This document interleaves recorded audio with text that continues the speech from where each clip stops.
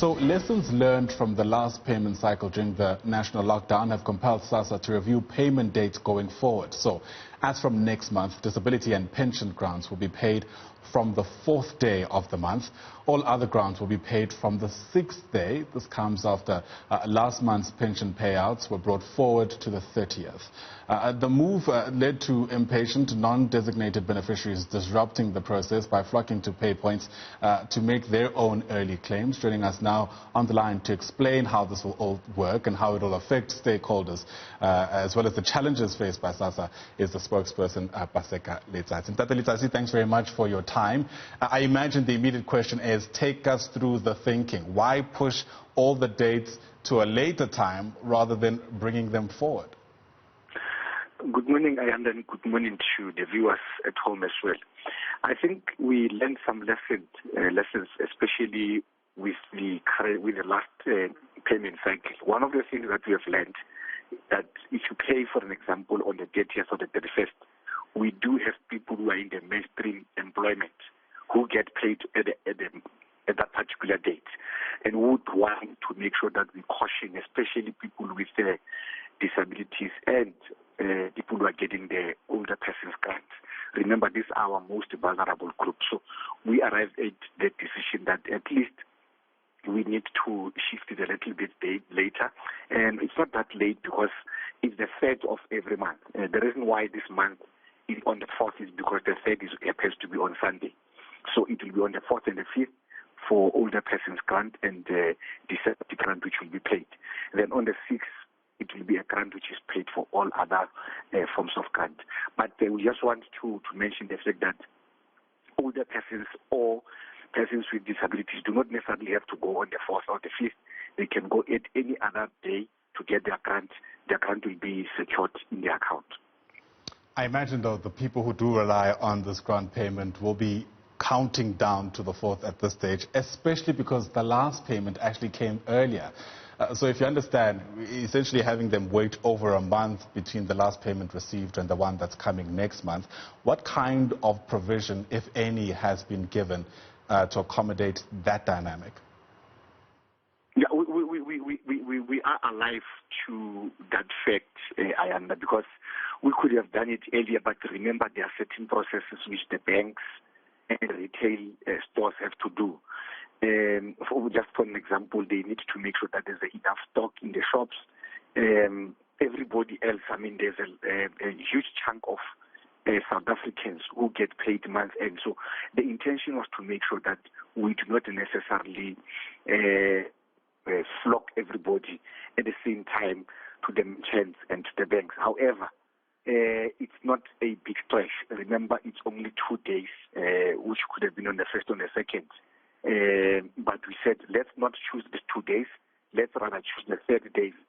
People are able to get their money. I mean, we went to the malls this month. We went to the banks and so on. And we realized that older people were even queuing with young ones, ordinary people who came to buy the food there and so on. So the intention at all is to make sure that we caution the most vulnerable people at all costs. It might be one or two problems that we had to look at, but unfortunately, if not fortunately, we had to make sure that we arrive at a particular decision. And obviously, we understand this will take time before it reaches all corners of the country, especially to those it affects. But whilst that happens, what kind of provision is being made for a repeat of what we saw last month, which is essentially everybody rocking up on the same day for various reasons, sometimes, sadly, people just simply not knowing that there's been this kind of change? Yeah, what we're doing, Ayanda, is to make sure that all our provinces, in actual fact, have been instructed to make sure that this information gets disseminated to the local communities. One, we just want to reiterate that because we know sometimes it causes confusion, that the money of all beneficiaries is secured in their accounts. It's not necessary. Sometimes we'll think that if we say we're opening the payment on the 4th and the 5th, those are the only 2 days where a person can get their money. However, the money is secured in the account.